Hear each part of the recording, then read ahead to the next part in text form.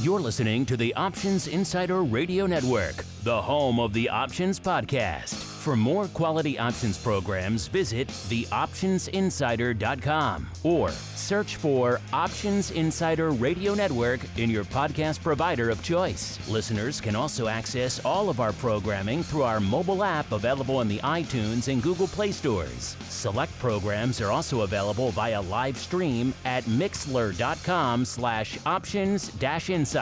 That's mixlr.com/options-insider. Don't forget to follow along with your favorite programs and submit your own questions for the hosts at twitter.com/options, stocktwits.com/options, facebook.com/theoptionsinsider, or via questions at theoptionsinsider.com.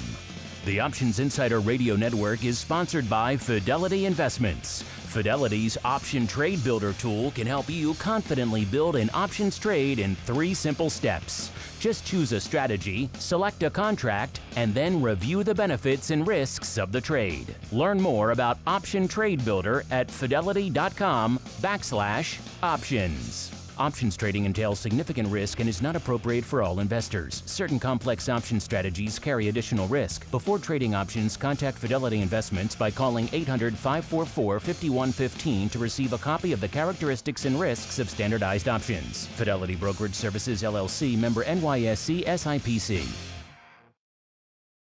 Bitcoin, Ether, Ripple, Litecoin, and more. Cryptocurrencies and other digital assets are taking the financial world by storm. This exploding market provides everything a savvy trader needs: volatility, volume, and liquidity, provided you know how to find it. That's where we come in. Welcome to the Crypto Rundown. Each week, we'll break down the latest trading activity, trends, and developments on everything from coins to tokens, futures, and even OTC options. If it's moving the crypto markets, then you'll find it on the Crypto Rundown. The Crypto Rundown is brought to you by Acuna Capital. Known as the new wave in tech and trading, Acuna is a leading derivatives market maker in traditional asset classes. As one of the first trading firms to make markets on Bitcoin futures, Acuna is also proud to be an innovator in the cryptocurrency space. Through a collaborative flow of knowledge between developers, quants, and traders, Acuna designs and implements their own low-latency technologies, trading strategies, and mathematical models. To learn more about our rapidly growing firm, please visit acunacapital.com. Now it's time to dive into the exploding world of cryptocurrencies and digital assets. It's time for the Crypto Rundown. All right, everybody. New music means it's time for a new show here on the Options Insider Radio Network. Welcome to the Crypto Rundown, the program where the name pretty much says it all. We're going to break down the exploding, interesting, volatile, perhaps not as volatile as you think, but volatile world of crypto trading, Bitcoin, all the other digital assets, altcoin out there that is trading. My name is Mark Longo from the old OptionsInsider.com, as well as, of course, from the ever-exciting Options Insider Radio Network. And, you guys have been asking us for the better part of a year, when are you guys going to get into crypto? When are you going to launch a crypto show? When are you going to launch a crypto show? And we really wanted to take our time with this. We wanted to look. We wanted to get a feel for the marketplace. We wanted to get a feel for the players therein. Whenever a new marketplace explodes on the scene the way crypto has, particularly here in Chicago over the past year and change, we've seen a lot of new entrants, a lot of old entrants in the space getting into crypto as well. A lot of, shall we say, less than reputable players also flying in that space as well. So we want to make sure we did our due diligence, did our homework, found good players to represent the space on the show, and also had a good show with some meat behind it to actually talk about. And we're finally there now, launching it in the new year here of 2019. We're very excited. What does this show have in store for you? Well, a lot of good stuff. We're going to model a lot of our other programming in terms of what you can expect from this show. So we'll have a great segment breaking down all of the latest trading activity in Bitcoin, as you might imagine. That's, of course, the product that's still leading the dance. That's going to cover all the things. So the coins, as well as, of course, with futures and even OTC side on the options. There aren't really any real listed options yet, but there's a lot of OTC stuff going on. And we have some good partners to help us dig into the ladder here on the program. I am pleased to be joined. He's been on the network before, but he is the first time sitting down in the old co-host seat. He is Toby Allen, the head of digital assets over there at Acuna Capital. Tony, welcome to this inaugural episode of the Crypto Rundown, sir. Thanks, Mark. Thanks for having us, and congratulations on launching the new show. We're really excited here at Acuna to be a part of it, and we look forward to joining you from time to time. Well, Toby, obviously, you guys have been on the network before on different programs. This is the first time kind of really holding down a specific show. Why don't you go ahead for some of our listeners? Obviously, this is going to bring a lot of new players to the mix in terms of our network who maybe aren't as familiar with the traditional option space. So why don't you go ahead and give the audience a little bit of an overview of, first off, of your background in the space, and then what the heck is Acuna? What do you guys do, and what is the digital assets desk over there do? Sure thing. I'm going to do those questions in reverse order. But Acuna is a proprietary trading firm based out here in Chicago, specializing in trading global derivatives. We've got 4 offices now: Chicago, Boston, Sydney, Australia, Shanghai, China. Crypto is a small part of that business, a growing part of that business. Like, it's sort of growing everywhere, and we expect it to keep growing. In terms of crypto, we trade electronically across many different global exchanges in both physical and derivatives. We have an OTC desk, which you referenced a little bit ago, that is unique in that it's trading options with counterparties. And then thirdly, we have some small venture capital type investments where we think we can add value to startups in the crypto space. And then my background is as an options trader. Traded everything from energies to S&P and NASDAQ and equities, VIX, rates, but always specializing in options. So the crypto world, which is predominantly Delta One, has been unique for me, and it's been very exciting to be a part of it the last 18 months. Well, let's get into that with a little bit of our first here, our inaugural segment for the Bitcoin Breakdown. It's time to explore the latest trading activity, trends, and developments across the world's leading crypto market. It's time for the Bitcoin Breakdown. All right, welcome to this inaugural Bitcoin Breakdown segment. Again, the name kind of says it all. This is the portion of the show where we're going to break down the trading activity, usually in all things Bitcoin across the broad spectrum of products. So you're talking, the coins on the various venues there, as well as the futures and indeed the options and other things going on. Bitcoin, related Bitcoin, of course, still the majority of the market cap over there. Of course, in future shows, we'll have interview segments and guests and all kinds of other fun stuff. We'll talk about the altcoin universe as well. Don't worry if you're an Ether or a Litecoin or an XRP guy. We're not going to forget about you on the program either. But for now, for this inaugural episode, we're going to focus on Bitcoin. And actually, we're going to start the show, instead of looking ahead, looking back a little bit. We actually, Toby, I'm not sure if you're aware, but we kind of picked an auspicious day to launch this new program because we are 10 years and 1 day from the launch of, the creation really, of Bitcoin. The initial block of 50 coins, the Genesis block, was created there on January 3rd, 2009. We are recording this on the 4th of January here. 2019, that sounds so distant into the future, but 10 years and a day. And what a run it has been over the past decade. A lot of people crunching those numbers, looking at auspicious dates, including CNBC and a number of others. And looking here, 2009 was when the first ever, later that year is when the first ever Bitcoin transaction took place. Actually, it was January 9th, so about a week later. Then it was between the old Nakamoto and a software developer. Then another developer in 2010 made the first, what they believe to be the first, May 2010, the first real world transaction. This poor guy spent 10,000 Bitcoins on 2 Papa John's pizzas. So by today's math, that would be about a $30 million pizzas, $30 million worth of pizza. So I'm sure that guy kind of regrets that purchase. At the height of last year, it was worth a lot more. So he probably felt it even more. 2010 is when it started to get a lot more public attention with the launch of Mt. Gox. We all kind of know how the Mt. Gox situation ended, perhaps not the best. 2011, Bitcoin hit $1. That was a milestone at the time for pricing. But then we also saw the hacks start to emerge on venues like Mt. Gox, and that's when things started to go awry. 2014 was the big Mt. Gox hack. Bitcoin also hit 300 that year. And it pretty much stayed in that range for the better part of 3 years until, of course, 2017, I want to say last year, but it's already over last year. It's coming up on 2 years ago now, is where, of course, beginning of 2017 is really when this started to get the fever pitch for a lot of people out there in the crypto space. Bitcoin crossing again over the 1,000 level back in the beginning of the year, then hitting 2,000, so effectively doubling by July.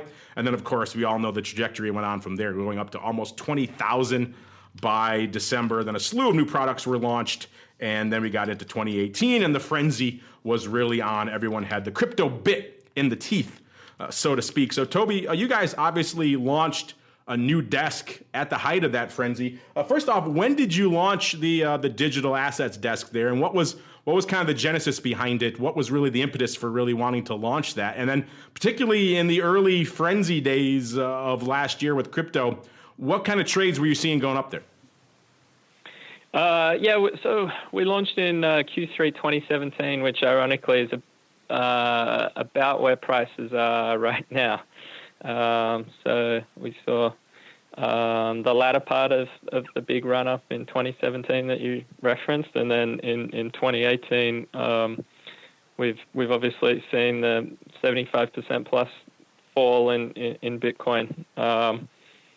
I think there's a lot of coverage on how much it's fallen in 2018, and I have to keep sort of reminding myself we're now in 2019. But 2018 was a dark year for prices. But when you put it in perspective of where it was at the start of 2017,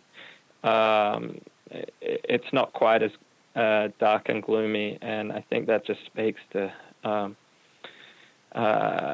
sort of how much overhype and the bubble that happened in 2017, and the space certainly got ahead of itself. But we certainly here don't look at it look at 2018 as pessimistically as maybe some of the media outlets do. Yeah, what was the? I didn't realize you launched it into late 2017. I thought you launched it in early 2018. So you're actually there for kind of the tail end of the run up, and then kind of I think the height of the frenzy, which was probably Q1 of last year, in terms of everyone and their grandmother literally hitting us up about all things crypto. What was it like making markets in the Delta One stuff? And indeed, you guys do the options as well, particularly in those go-go crazy times of, late 2017 into Q1 of 2018. What was that scene like? Yeah, I mean, the space has come so far in 18 months. When we first got into it, we weren't in the options. We started the options in Q1 2018. But in 2017, in just the Delta One space, you had all these different exchanges with enormous fragmentation, where it was all about, not so much about trading, it was about your business operations side of having the right accounts open and being able to just move things when you wanted to, into places you wanted to. There was huge arbitrage opportunities. Markets were, entire percentage points wide.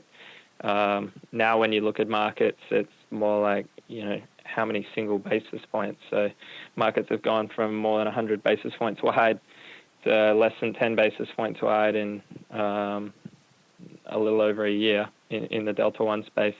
In the option side of things, it's a new market, a lot of new entrants, a lot of people who the concept of options and derivatives, even futures, swaps, those kinds of things, are new to them. So understanding them and trading them is not what we're used to in the traditional asset space, and it takes a little longer to grasp payoffs and structures and how they work. And so in 2018 we saw a lot of growth in those products, but really it's a slow, educating, more steady growth pattern than what we saw in the price in 2017 and even 2018. So would you say then it was a lot of primarily new entrants who were hitting you guys up on the options and on the Delta One desk in 2018, with people coming from the crypto world wanting to learn how to hedge, or were they players in the traditional financial space who wanted to maybe dip their toes in the crypto waters? What would you say was the primarily flow, particularly in the early days? Yeah. The early days was a lot of speculators from the traditional asset space. So it was either hedge funds that had opened up crypto legs and understood derivative products. And then towards the tail end of 2018, we started seeing more of the businesses and people with exposure to the underlying who'd experienced,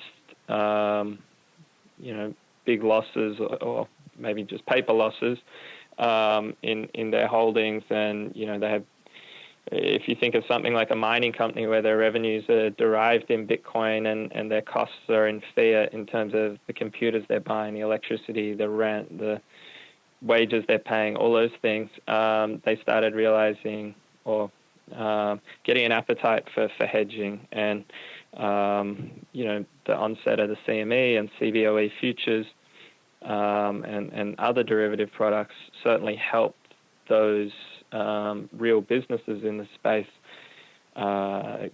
find ways to hedge their business exposures. And it's just taken time for people to, utilize those products that are out there. This is why I'm glad we have this show here and you guys on to help us talk about that, because you have the actual data at hand. Because we've been asked this question so many times throughout all of 2018, and we had anecdotal answers, but nothing really, nothing empirical we could sink our teeth into. I do believe we have a listener question on a similar vein later, so I don't want to dwell too much on skew and things. I think that's what the listener wants to know a little bit later. But we've been asked a lot of times, Toby, about what were people using the options for? Was there a predominant use case, particularly coming into 2018? Bitcoin was flirting around 20,000. It was at extreme all-time valuation levels. There's a lot of speculation where people coming in, was it like the heyday, shall we say, of Apple when they were the darling of the street and every earnings, all people wanted to do was buy calls and the calls were a bit out of control? Was it all they wanted to do was hedge and or maybe get out, and so they wanted to have puts? What was the predominant use case, particularly on the options desk in those early days? Was there one, or was the flow kind of all over the place? Yeah, the skews definitely followed the trend in the market. So early on when we launched the options, Bitcoin was at all-time highs. Volatility was much higher. Volatility, to put that in perspective, was around 150 this time last year. By the third quarter of 2018, volatility in Bitcoin was lower than 30. So to put that in perspective, VIX vol is generally sort of 80 to 100.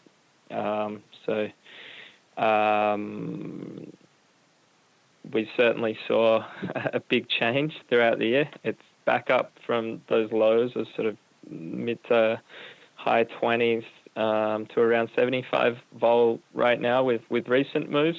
But I think the point you're getting at is the skew. Early on, it was all about calls. Calls were trading much higher than puts in volatility terms and relative to at the money vols. And as the year went on and we saw more and more downward pressure in the underlying, the skew flipped around. And now we describe it here like a bit of a Nike swoosh, where the at the monies are the pit of the Nike swoosh, the cheapest vol on the board, and then you have really steep puts where put vols are much higher than the at the monies and significantly so. And calls are also a little bit higher, but it's a much slower, gradual rise away from the money than those puts are. So there you go. I always kind of thought that, but you hear a lot of arguments, for both ways, that it would look like an index with the calls being cheap and the puts being expensive because people they're primarily long and they wanted to hedge. Others, the speculators, the zealots, kind of like the Apple analogy. I kind of thought it would lean that way, and it's interesting to hear that that's kind of how it shook out, at least for the beginning of the year, until of course the downside started emerging and we started to see probably a more pronounced bid to the puts. Not surprisingly there. Of course, the downside was kind of the theme of the year for 2018, as you kind of mentioned earlier. Throughout the entire year, we saw market caps trading down. Obviously, as you see, the Bitcoin, the lead coin, going from about 20,000 down. It's hovering around the 4,000, a little bit shy of that right now. I'll have to pull up the where the futures and others are trading right now, but they were around, I think, 3,700 coming into the latter portion here of the week. There's been a lot of talk, can it sustain that 4,000 level? And it seems like it has, and it breaks through a little bit, but it seems like 4,000 is kind of where people are starting to aggregate around, at least here in the near term. Of course, a year ago, the market cap for Bitcoin alone was about almost $221 billion at the end of December. Coming into the end of December of 2018, it was about $70 billion. So it's come off quite a bit. We saw similar changes in things like Litecoin and Ether and XRP as well. We also saw volume kind of peaking in places like Coinbase out there, and they hit their peak back in fourth quarter, and Q1 about the same for both of them. Q1 2018 and fourth quarter right around, looks like about, they quoted in like notional dollar value, about 45 billion. It seems like Q1 over there in Binance was looks like about 225 billion. So running away with it there, and then kind of coming off a little bit. This data only goes to Q3, about 100 billion for Binance, and about 10 plus billion for Coinbase. I'd imagine Q4 probably somewhere in that level, but we've seen some more volatility kicking in and other things. So I wouldn't be surprised if those numbers are actually a little bit higher coming in. And of course, it hasn't all been a story of downside, like you mentioned. There's some new products on the table. Of course, a year ago, everyone was racing to launch the futures. We saw SIBO and CME launching products. SIBO launching a 1-coin future, CME launching a 5-coin future. If you had asked me which one I thought was going to lead the dance, well, I think we have a question about that too, so I won't spoil that. We'll get that a little bit as well. But surprising results there. But it's been a strong year for CME. They listed their numbers recently throughout the year. ADV, obviously, starting from zero, it's going to be a growth story, and that's pretty much what they had. They saw Q4 ADV up 120% compared to Q1, so kind of the opposite story of what everyone else had going on. But then again, of course, starting from a much lower baseline. They have a decent number of accounts actually trading. Looks like about 2,000 or so accounts. 50% about 50% of the volume coming during non-U.S. trading hours. So again, speaking to the international audience that is trading a lot of crypto. Interesting stuff. They had some records. November 20th was their record day, about 14,500 contracts, about 72,000 equivalent Bitcoins going up, or about $310 or so million worth of coins going on. So the futures representing a small number, but a growing amount there, and the open interest in the chart there is interesting as well. Do you guys do a lot of, on the digital desk, do you guys get a lot of demand? Do you do a lot in the SIBO or CME futures, or is it primarily the other products there, Toby? Yeah, we've been involved with both those exchanges since day one when they launched, and we pride ourselves that we were early to the party there, and we participated in the very first trades on both exchanges. The majority of our business is still in that Delta One stuff in the futures, and CBOE and CME are both part of that global mix of volume. So yes, certainly. Yeah, it has been interesting to watch that kind of that horse race play out. Again, we have some questions about that later, so I won't go down too much on that rabbit hole. But you touched on the volatility earlier, Toby. That's an interesting story. I think throughout the entirety of 2019, I got to thank our buddies Nick and the team at QuickStrike for giving us some of this data here. The narrative was Bitcoin is volatile. Bitcoin is volatile. In fact, there was even a plot, I believe, of the show Silicon Valley revolved around the notion that Bitcoin is volatile, and every time it hit a certain price level, it would trigger some really annoying death metal alarm in some guy's computer or something like that. So it was an ongoing theme of the episode. So it had reached that level of cultural saturation. It was just considered a matter of fact that Bitcoin was an extremely volatile instrument. But when you crunch the numbers, not, as you kind of alluded to them earlier, not quite as volatile as you think. Again, this data coming from our friends over there in QuickStrike land, and for the most of 2018. This is from pretty much Q1 on, so March until the end of the year. Q1's not in there, but the data is pretty much the same for that, where we see most of the volatility banded in this. And people have this perception, it's 1,000%, 10,000% volatility. Nowhere near that. It's banded for most of the year in this around 40 to the lower end. They got a little bit lower, but in most of the time in that 40 to 90% range of the volatility, with hovering most of the time around, that looks like about a low 60%, 65 or so percent vol. And with some spikes, obviously recently in Q4 in December, things got volatile, spiked up over 120, about 130%. And but we saw it also get as low as below 20% back in this is in mid-November or so, right before the vol kind of took off. We saw another move in the Bitcoin there. So Bitcoin, it's not any more volatile than of somewhat volatile equity, quite frankly. Is that kind of, like you kind of alluded to that, Toby, is that kind of your read as well, that, Bitcoin has this popular perception that it's the most volatile thing on the planet, but the reality is that it's nothing more turbulent than, your average somewhat tumultuous equity? Yeah, exactly. I mean, for a lot of the year, as you just talked about, we saw vol less than 60 and even got as low as 20. And at that stage, the running joke in the office was, what product didn't have a lower. What product actually had a lower vol than Bitcoin when it got down into those 20s? Yeah, to go something pretty boring, yeah. Yeah, exactly. It really felt like a currency or an interest rate product at that stage. Yeah, that's what's funny about it. There's so many misperceptions floating around there about Bitcoin, that it is this extremely volatile monster that will devour grandmothers and children and everything else. And you're right, and that particularly getting into Q4, into that November period, it was as boring almost as any T-bill until we started rocking and rolling again. It has the potential to do more, but obviously it can languish as well. Since we're talking vol, let's do a real quick rundown on some of the other coins too. We'll give you a little taste of the altcoin. We'll do more obviously on other shows. Ether, all you Ether heads out there, it's similar range, a little bit higher structurally from a vol perspective, looking at like the lower band around 70% and the upper band around 120%, with some peak over 140, and again the low point down in November around 30%. It looks like it's averaging around almost 196%, so a little bit more structurally volatile than Bitcoin, but not a ton. Again, to be expected, it's a much lower price. A different price instrument. XRP, of course, the Ripple, also similar deal, even more volatile. Again, a lower price instrument there. The band there is around a 90 to about 160 or so, 155%, and with some spikes. It spiked over 200% briefly in October, got down to about a low of about 85% or so. It's like back in mid-November, with the average, it looks like coming in around 120 some odd percent in that range. So a lot of that. We'll quickly touch on Litecoin too. Why not? Why exclude them?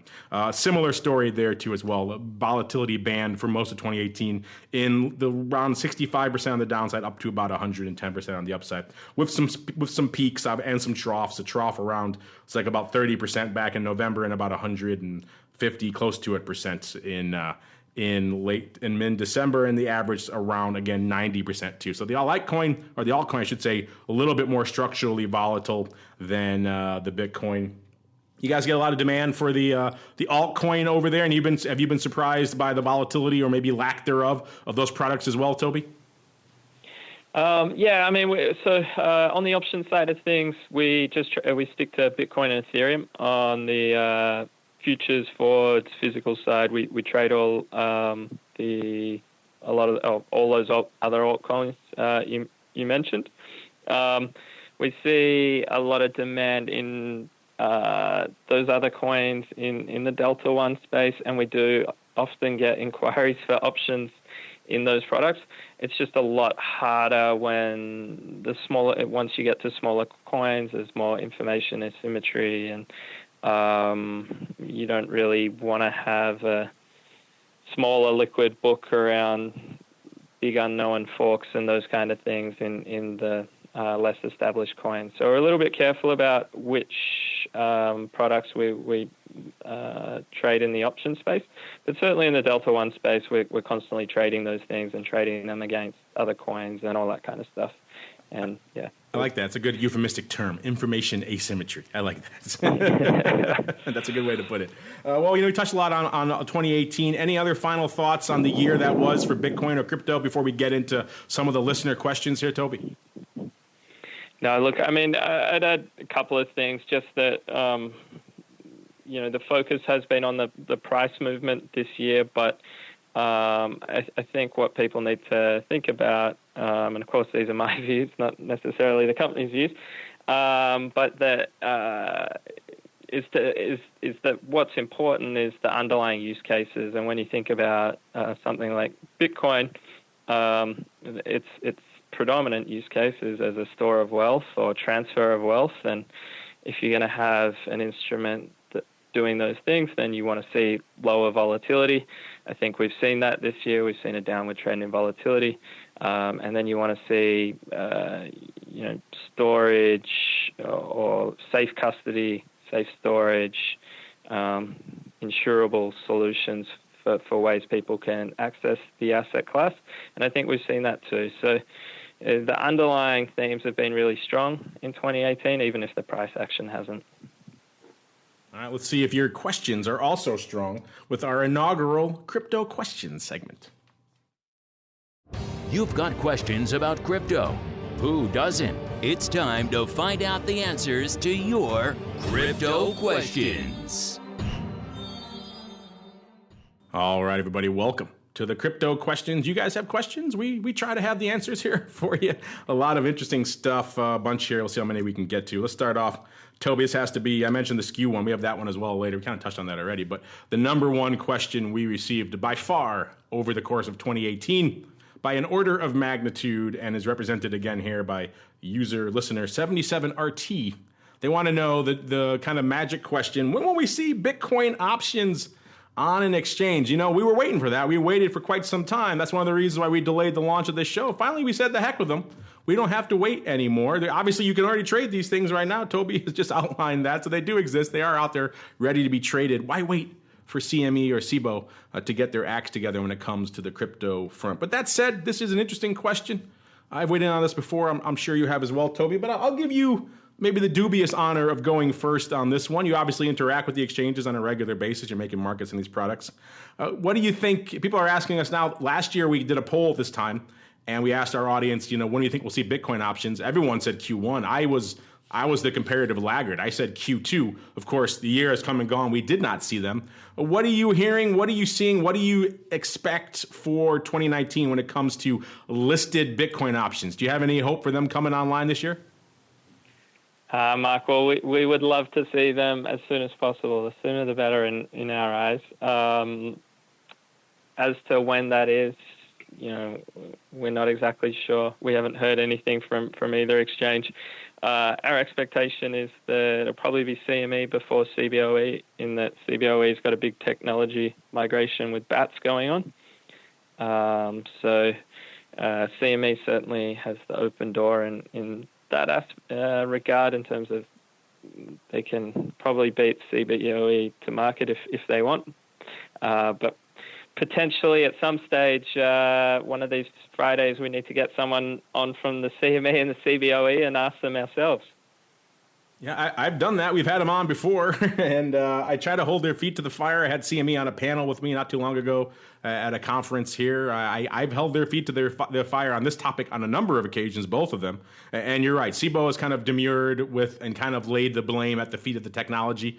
You notice the technology didn't stop them from launching the futures, but now it seems to be a huge stumbling block to launching the options. I can maybe see some of that. It is a little bit more tech-intensive product. But still, they raced out of the gate with the futures. Same thing with CME. They both raced each other out of the gate, and now they're both pumping the brakes. In fact, when I talk to some of the CME people, even though you're right, I definitely think they would be the first to launch it because their product has more volume and seems to be more impetus behind it right now.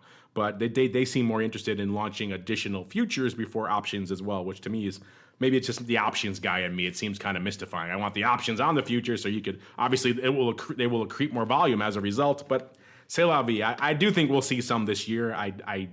I won't go out on a limb saying when, because I was wrong last year. Obviously, I think everyone was. So yeah, I do think we'll see them this year. It's just a natural progression of the asset class. But we'll probably also see maybe, and who knows, some other products, the Ether, Litecoin, those coming on as futures as well, and maybe someday even options on those. Who knows? But yeah, I still remain optimistic that we will see some of these this year, despite the kind of dragging of the feet of the two major venues right now, CME and SIBO. All right, next question. B Nunez, maybe. You want to know what's the truth about Bitcoin as an asset class? Some say crypto is digital gold and it's inversely correlated. Others say that is nonsense. Which is it? Interesting. You kind of asking two questions here, even though it sounds like one. Because you say crypto, and then I think you can make that argument certainly for Bitcoin. Bitcoin itself, all the data I've seen, maybe you have different data, Toby, but all the data I've seen is that it pretty much is uncorrelated, which is kind of what you want. If you want to, and I've seen a lot of data that it can indeed reduce your Sharpe ratio of your portfolio with an allocation to it, because it's not inversely correlated. It's not a flight to quality. It's not digital gold. It is indeed non-correlated, but you can't lump all crypto under that umbrella because there's the huge universe of it, and they're all are different things. So I think you got to tread lightly when you make that all of crypto is non-correlated, because there's coins out there that are. But Bitcoin itself, it seems like so far has proven to be fairly uncorrelated. Toby, would you concur with that it is a reasonably uncorrelated asset class? Yeah, certainly. Looking at all the data over, I guess, 10 years, it's definitely uncorrelated. Some pessimists might argue that if it keeps heading towards zero like it has in 2018, then of course it's uncorrelated. But as long as you open up that data window, it's certainly uncorrelated. Yeah, it's yes. Early on, obviously the narrative was, it's digital gold. Let's have a flight to quality, and then when it didn't perform that way, people were upset. But it's clearly, I think, from the data, it seems like it's fairly non-correlated, which can be a good thing. I mean, and we've seen it before. When it hits the fan, correlation goes to 1 across the board, and all these things that are supposedly, even like gold, that are supposedly not supposed to perform like that. But Bitcoin, we haven't really seen that, so that could perhaps be attractive. Here's a question we kind of touched on already. Like I said, this is probably the number 2 question we received all of last year, Toby. So we kind of have finally are able to answer it now. This comes from the surreal gentleman. I like that. That's a good handle. They ask here, I heard a lot of noise over the past year about how Bitcoin option skew would shape up if they were listed.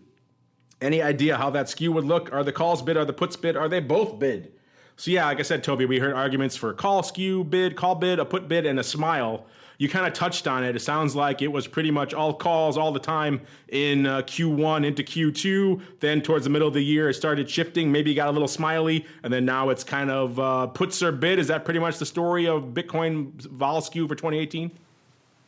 Yeah, certainly right, Mark. And I think we'd expect that to long term to continue, in that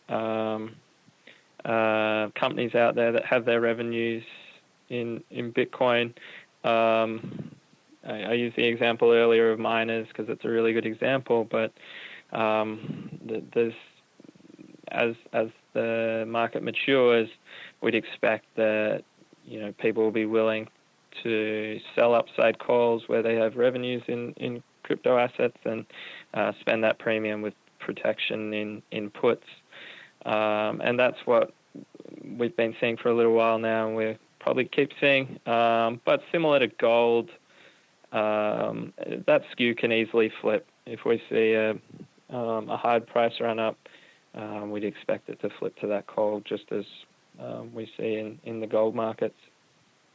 I've got a question here from Ellen Kemp. I'd like to see the ladies writing in too, saying, she said, it seems like the CME Bitcoin contract won the horse race this year. Are you surprised that more people seem to prefer a 5-coin contract versus the 1-coin CBOE contract? Yeah, that I will admit that did surprise me. I think obviously the sell-off kind of helped mitigate that multiplier a little bit. It's not quite as much of a meaty beast to trade a 5-coin contract now as it was back in, let's say, Q1. So that certainly has helped. But yeah, that did surprise me. Out of the gate, I think a lot of people were picking the CBOE contract to smoke it because it was a 1-coin contract, a lot more nuanced, a lot more flexible for maybe a lot of people's needs beyond this big. At the time, it was like a 6-figure contract that $100,000 worth of coin for the CME. That was a lot. But now we've seen the exact opposite unfold over the course of the year. Did that surprise you as much as it did me and a bunch of other people, Toby? In some regards, yes. Some regards, no. Look, like the multiplier, the 1 versus 5. Yeah, we would have expected the 1 to initially certainly be more popular. As the prices run down, that 1 versus 5 hasn't been such a big issue. But then it's not surprising in a sense that CME is a $65 billion company and CBOE is a $10 billion company. So CME at 6.5 times as big as CBOE, you'd expect it to have more global reach. And you made the point earlier that a lot of the volume's happening overnight. And I think it's, the stats on volume sort of speak to maybe CME having a wider global presence than CBOE. So in that sense, maybe not as shocking as when we first looked at it. We'll wrap it up with this one here from Jordan, perhaps the most difficult question of them all. He or she wants to know, what's our outlook for the crypto market in 2019? We'll kind of just give a lot of looking back on the show. We can look forward a little bit now, as we kind of alluded to earlier. We've seen kind of a bit of a volume trend and market cap trend, but it seems to be maybe somewhat stabilizing here around this 4,000 high 3,800, 3,700 or so level out here in Bitcoin. Volatility certainly has shot up, and that usually does accrete to more volume as a result, certainly from that nadir of like around 20 back in November, when your T-bills were more exciting than Bitcoin for a while there from a vol perspective. So I wouldn't be surprised if we have a little bit more of that. Do you think, I mean, talking to your clients and things, are people thinking that maybe this is a relative period of stability, or are they prepping for maybe more downside? What are you hearing from the client base going forward for 2019, Toby? Mark, I wish I knew the answer to that. I wouldn't be here on this call if I knew the answer to that. But sure you'd be. You'd just be beaming in from your private island, but you still be on the show, of course. Of course I would. You and I together will go to that private island when we figure out the answer to this question.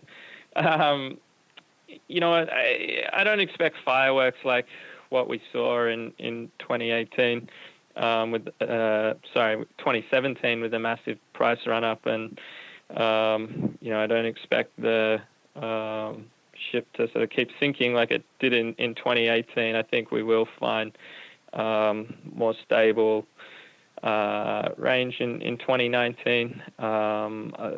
You know, moving away from Bitcoin, I think the space really needs to work on evolving the use cases and executing on visions. And you know, if you can develop use cases, then you can start developing revenues. You start developing revenues, you can start developing profits, and that's how we derive asset prices. So we've seen a lot of like underneath the price action. We've seen these a lot of companies in the last sort of 12 months start to work towards building those use cases and building the infrastructures that are needed. And as we see that evolve, similar to the internet age or the dot-com recovery after the crash, growth was much slower out of that crash. You didn't see a massive overnight recovery, and I don't think we'll see that in crypto either. But I'd expect that, you know, we do see some more stability in the market than what we've seen the last 2 years for sure. All right, everybody. That music, and what music it is, by the way, I like that. What that music means, we've come to the close of our inaugural episode here of the Bitcoin Rundown, the launch episode for 2019. We have a lot of great stuff in store for you. Stay tuned. We're still figuring out the exact time, so we were hoping to get it to you this time, but we have a lot of guests coming from all over the world who are on different time frames, so we may have to adjust this time. We'll see. Maybe it might have to be just podcast only, maybe not live. We'll see if we can't make all the timing work. But stay tuned. Definitely on the podcast side, you'll be getting more episodes, and hopefully on the live side as well once we nail down a time. So for now, it's this time every week, but we'll probably have to move that once we start figuring out everyone's schedules going forward. So look for more info from us on when exactly you can expect this show. But it will be weekly, so stay tuned for that. We'll have a lot of great guests from throughout the world of crypto and a lot of great discussion topics and debates and all sorts of fun stuff. As your questions implied, you guys are still very interested in this space. We're interested in it as well. We like to see new products, new interest. I mean, it's really just revolutionized the Chicago trading scene just in the past year. So many firms have been really revitalized by this explosion of interest in crypto. So we like to see that. And I like to see the growing interest in it out there as well. So keep those questions, keep those queries coming. We do like to hear from you guys. And Toby, before we go, as this inaugural episode here, tell our folks if they're interested in what you guys are doing over there. Well, before we even get to that, give us a little hint, a little of a tease of what they can expect coming down the pike from you guys at Acuna. And then B, if they're interested in learning more, where should they go? What should they do? Yeah, sure, Mark. Look, we're really excited to be part of the podcast, the radio network. We're looking forward to discussing the latest in crypto markets most weeks, and talking to some interesting guests from all over the crypto space, and of course answering listener questions. For those listeners out there that are interested in Acuna and what we're up to, www.acunacapital.com. And there's a few different links there depending on what exactly they're looking for and ways they can get in touch with us. There you go, and that's Acuna with a K, listeners, AKUNA capital.com. Find them on Twitter over there as well at Acuna Capital. And on behalf of Toby and the team over there, and indeed myself, I want to thank all of you for tuning in to this inaugural episode. We're looking forward to nailing down a firm time for you guys and putting out some great episodes coming from the Crypto Rundown in the coming weeks.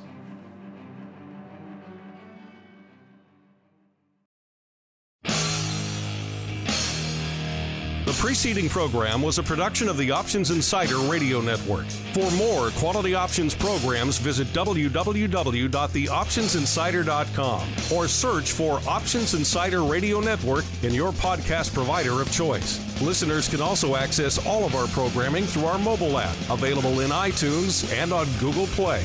Don't forget to follow along with your favorite programs and submit your own questions for the hosts at twitter.com/options, facebook.com/theoptionsinsider, or via questions at theoptionsinsider.com.